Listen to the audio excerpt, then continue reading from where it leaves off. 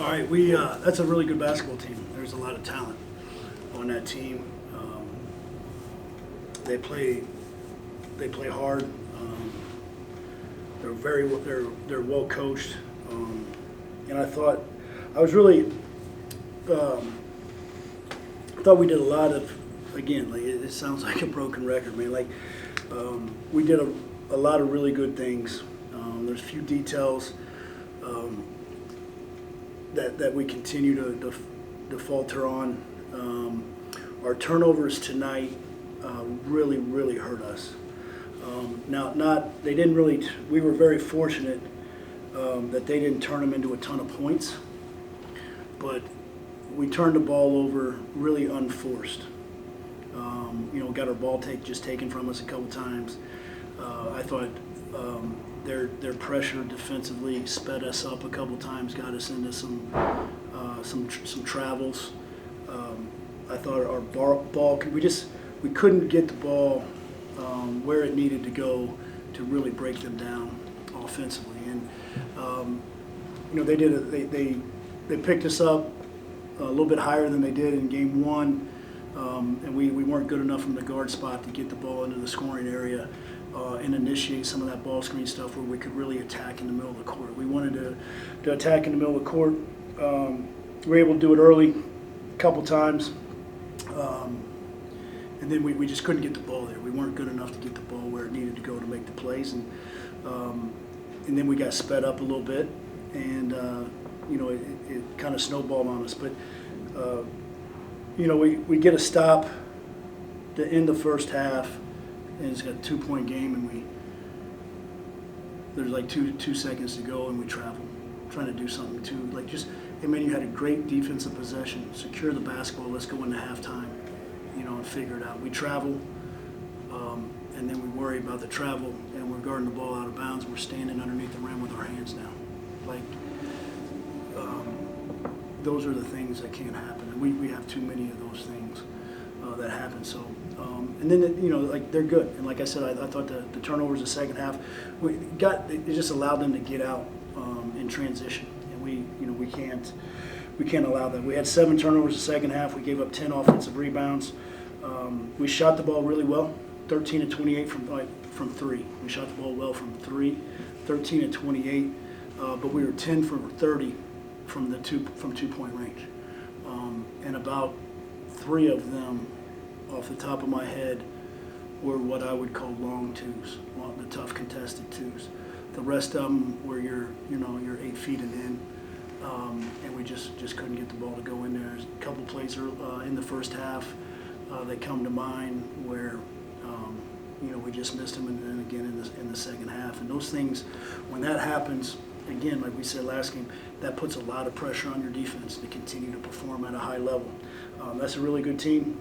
Our guys fought their ass off. I commend them for that. But we've got to be able to make those plays against teams like this to have success, and we just haven't made those plays. Yeah, you talked about the good things in the first half. Having at the 7:44 mark, you guys took a 24-23 lead. At that point, you guys were hitting shots. You looked good. What was working really in the middle of the first half? Well, we knew we were going to have to. I wanted us to be very aggressive. I thought there's been some times where we've hurt ourselves by playing a little bit timid, like unsure of making the plays that need to be made. We've talked about that. And so I wanted us, like, hey man, we got to learn to rip, and we're going to have to live with it. Because I felt like if we were going to have a chance to win this game, well, obviously we're going to have to spread them out. We're going to have to make some shots, and I didn't want them second guessing that. And so, they shot the ball well from 3. Now, once we got on the interior, their size, length, athleticism, whether it sped us up or didn't, we were 10 for 30 from 2, and that's a problem. Yeah, Monty Lyles and Tavari Johnson combined for 51. Great, fantastic. Those 2 guys, first team all league guys, I assume, both of them, and that's what you got. You got 51 points from those guys, 51 of their 78. They had 31 of their 40, I think, at halftime. Two guys that are really good players that have been there, and I think Akron has done a great job in retention, of being able to retain those guys, along with Young and Scott and all the guys. But those two guys in particular, are experienced players for them, and they certainly delivered tonight. We just didn't have an answer for them. And I thought there's a couple shots out there like, all right, we did a pretty good job of defending that. It's just really good players making plays. What kind of problems do they create in the second half, especially defensively? They create the same problems. Their size, their length. Like I said, they picked us up a little bit higher than they did in game one. We weren't able to get some of the stuff in the middle of the floor. We didn't attack it as well, or when we did, they got into some drops. We weren't able to make the pass in the middle of the floor in the little pocket that we've been working on to try to be able to make the decision. Then from there, so it put a lot of pressure on our guards, and they did some really good things. But Akron's just good, man. Listen. Obviously, we made some mistakes. There's some things that like every game you can get better.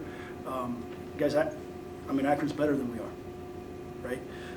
And I thought, honestly, in 2 games that we've competed against them, we've played pretty well. They're better than we are right now.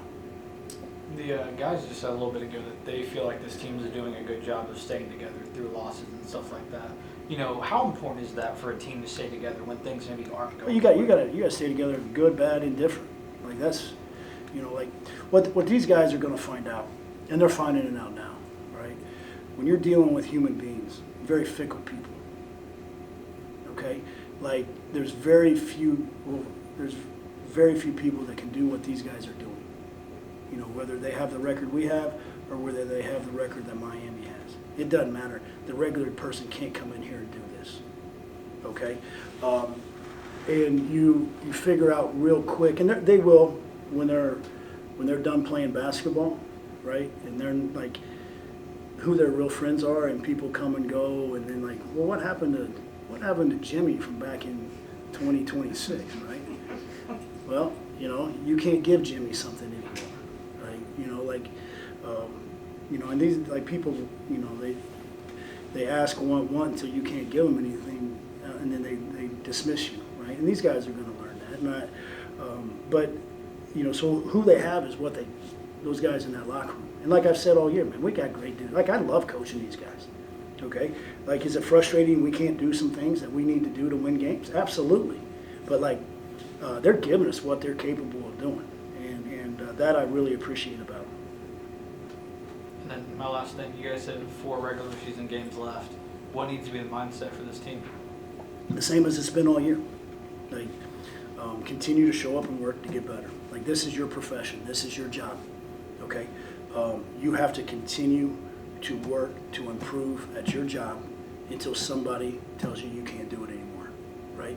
And so they got to keep showing up and preparing the same way that they have. Keep giving the same type of effort, just as they have all year. And like I said, I feel like it's a broken record, man. That's what I really appreciate about this group.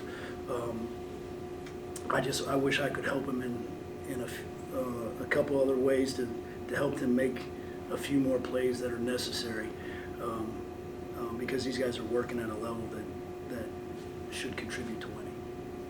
I just kind of want to start with that first half. I feel like there was probably halfway through the first half, you guys looked like you played some of the best basketball you guys have played this season. What was working in that first half for you guys? we were just playing hard. I think we were playing hard and executing the plays that we wasn't executing in the second half. That's like offensive rebounds, blocking out, stuff like that. I just think we played real hard in the minutes you're talking about. We were making shots too. I think in the second half we just fell apart, but that's what we were doing, just playing hard, executing those things. I think Dev hit on the head.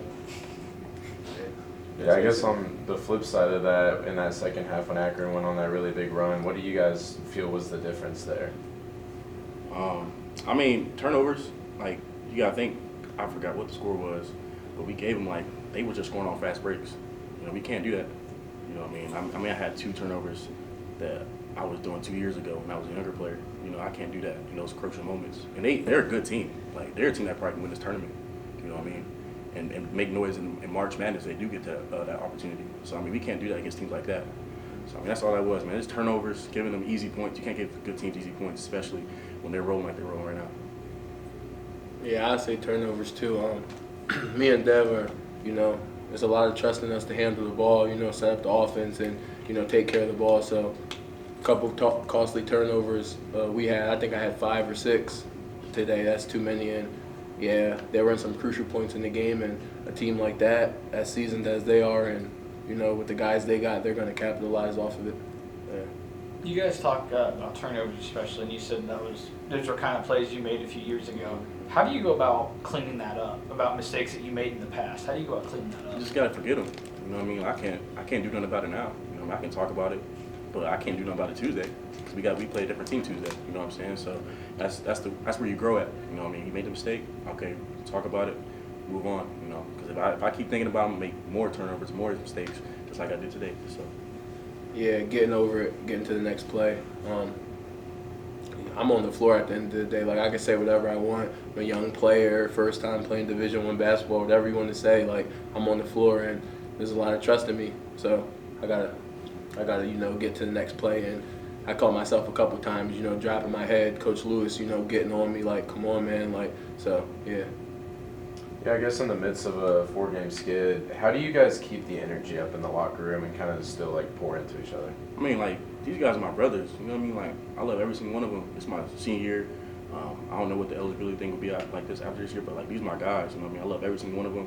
I mean, just seeing them every day keeps me going. You know what I'm saying? So like, at the end of the day, just seeing each other, lifting each other up, just, you know, just doing the simple things, keeping that brotherhood, that's what keep us going, keep us tight. Yeah, like Dev said, we got too much love for each other to, you know, just give up. Like, I'm playing like this is my last year. Like, I got 2 more years left, but, you know, there's guys like Dev, Juan, Cam, who this might be it for them. So, not it for them in basketball, but I'm saying for college. Yeah, for college basketball at least. So, you know, just like I said last week, just trying to put our best foot forward and, you know, just, you know, we got nothing to lose now. Yeah. Right. You kind of talk about, you know, brotherhood and all that. Have you noticed any guys kind of taking maybe the lack of results harder, or do you think this team's done a very good job of staying together and keeping everybody up? I mean, I think individually get on ourselves hard. I think that's what you're supposed to do. You know what I mean? But I don't think anybody takes it too hard to where it's like they're separating themselves from the team or separating themselves from the energy that we try to bring every day. So I mean, like, I don't see that. I don't see that any player. But I mean, we all get on ourselves hard. Like, we talk about ourselves. You know what I mean? And we, you know what I'm saying? We still play. We play a lot of minutes because we earned it. You know what I'm saying? So, but we still talk hard on ourselves. But other than that, like, I don't think anybody's taking it too hard to where it's taken away from the team and the morale. Yeah, no, like taking away like, you know, any selfish or like, you know, disconnect from the team. But like, I'll definitely say there's some guys taking it harder. Like, just, you know, like some of those dudes who are out there, or even like some dudes who didn't. You know, like today in the game, Cam was taking it a little, like, had a hard time getting going, you know, maybe just felt like he should have been out there more, or, you know, just was having a, you know, just hard time getting going, whatever it was. But, like, it definitely some dudes just taking it harder because, like, this is it. And then I got one last thing, that's okay. 4 games left in the regular season. What needs to be the mindset of this roster and maybe try and get hope in playing Cleveland? Just desperation. You know what I mean? It's 4 games, like you said. Like, you gotta play every game like it's your last. You never know when your last game's gonna be. You know what I'm saying? So play that with that mentality every game. It's 4 more games. Like I said, these are my brothers. I love them to death. You know what I'm saying? So I don't know if this be the last 4 games I can play, but I'm gonna play it like we try and get to Cleveland and be desperate. Right. Just win. Yep.